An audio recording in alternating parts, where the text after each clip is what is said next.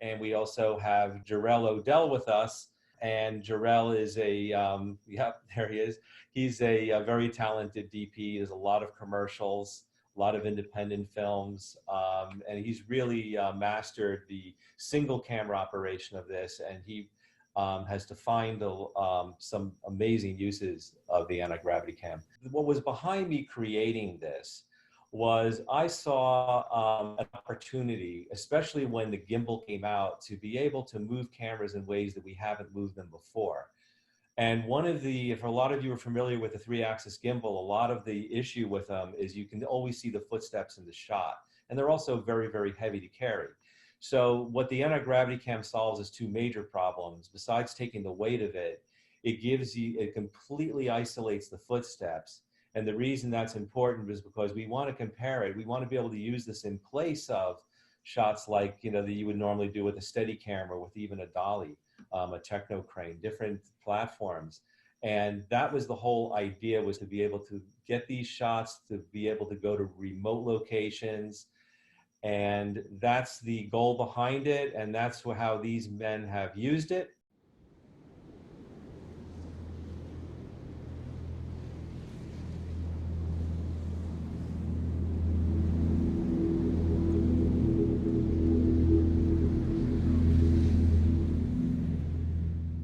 Okay, let's do that. A music video where we're actually on the wider shots are quote unquote wide. That's on a 50, but then the singles are on 100 mil. So I'm DP and op on this. And I think it's good to show like those slow crawling push-ins that feel just very subtle.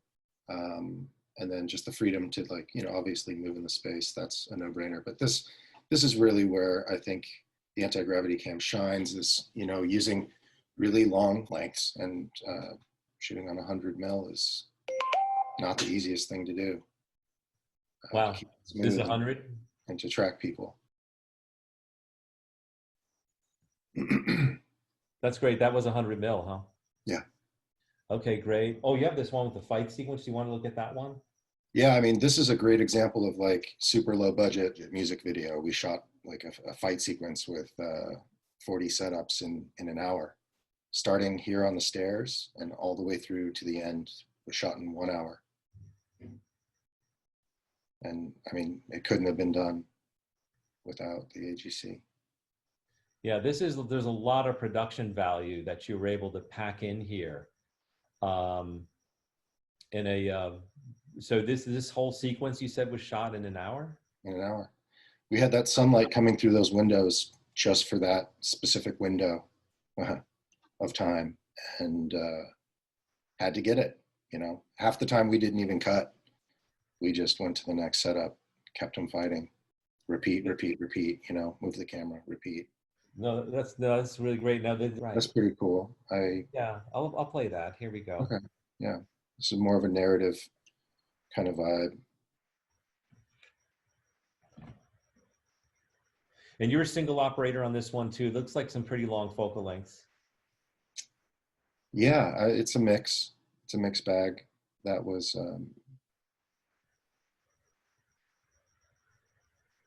I believe that was like a 32, actually, a little bit closer. But, you know, just being able to, again, help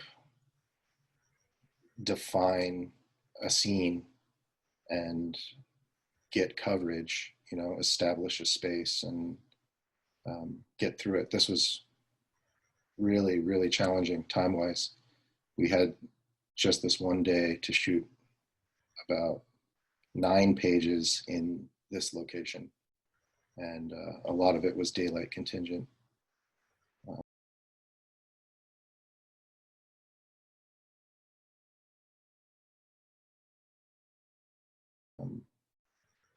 This was actually on the same day. We had to shoot this in the morning and then get over to that house.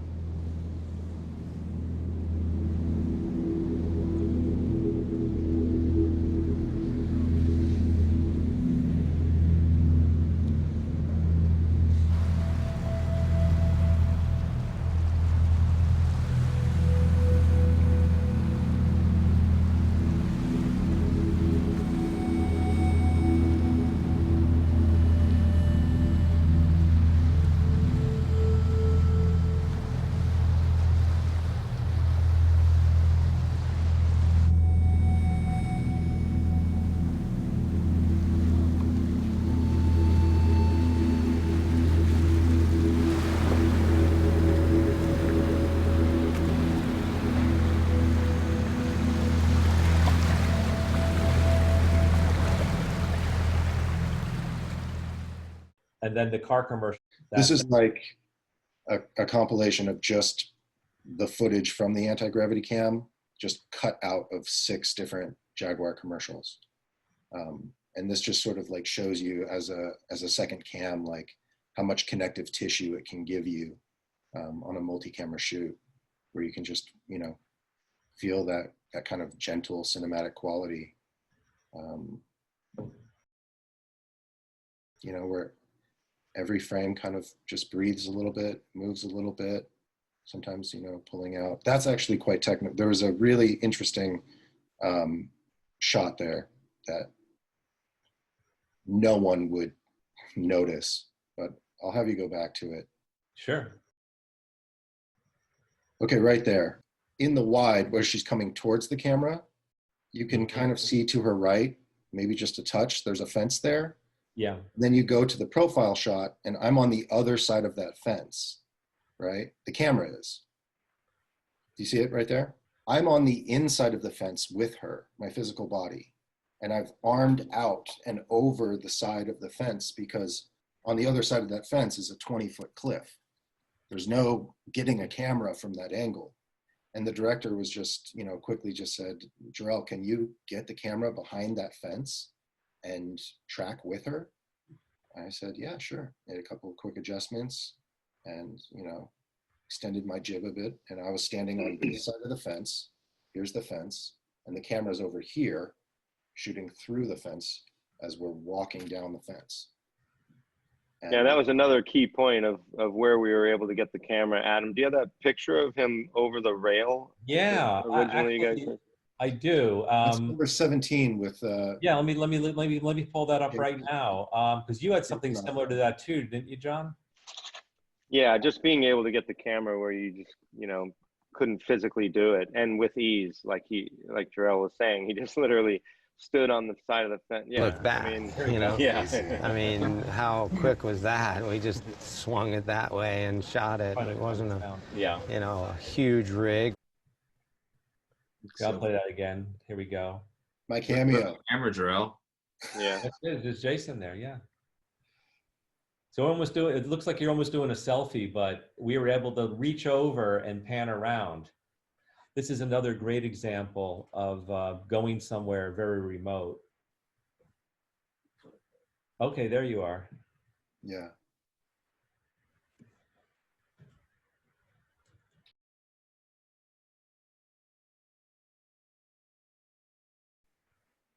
Looks good. But it's also, it's not just the remote area that you're getting to, but it's also a beautiful tracking crane shot, you know, which would just take a huge amount of money for one thing, and planning to get there. It's really an impossible location. Yeah. To get a camera in that spot. I mean, you could get a camera and sticks over there, but you could never get a, you know, a move or a rise. And then not just that, you know, your director decides he wants to crane left instead of right, and you're, you know, you're able to do that. Yeah. Let's see if is this any. I don't know if it's any steadier. This is a beautiful smooth shot, so it's a shame it's stroby on the webinar, but we can also post this on our YouTube channel so you can see how smooth these shots are. and I ramped it too to try and save time. It's slow motion at first, and then I ramped it up to the actual 24 frames. Mm-hmm. Just and really the beauty too is like landing that in just solid with that foreground element of those plants. Those you know, that shrubbery is like touching the matte box, and you know, in a lot of situations I feel like we just don't have to fear the foreground anymore. That's Is that single operator, Jorel? Yes, sir. Yeah. Yeah. That's good. Yeah. It's all. And another thing, the thumbstick. Another thing, you know, I don't think that you're, you know, marketing this as a Steadicam killer. I don't think anyone should take that away from this. It's not at all. It's another tool in your bag of tricks.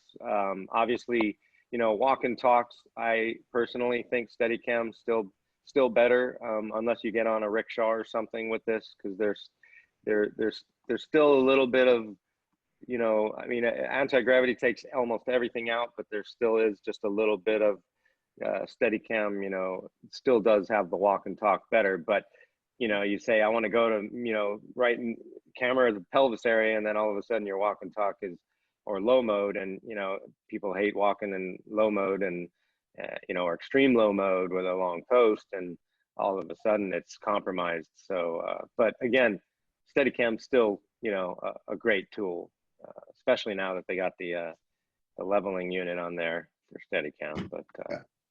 yeah. You know, And I've noticed over the years, like the years now, it's been about 2.5 years I've been operating.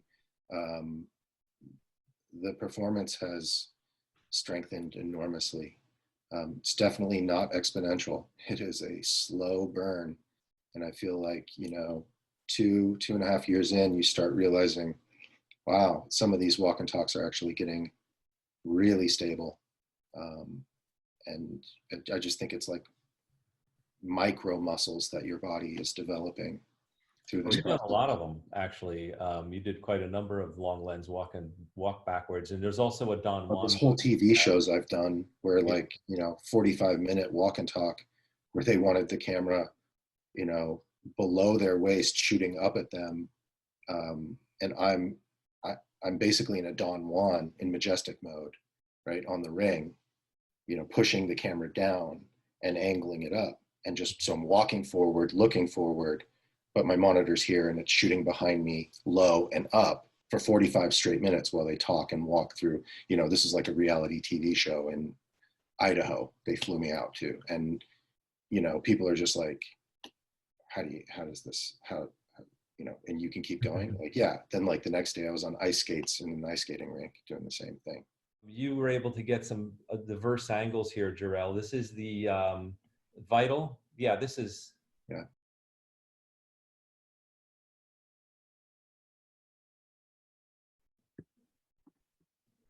I think it played twice. Yeah.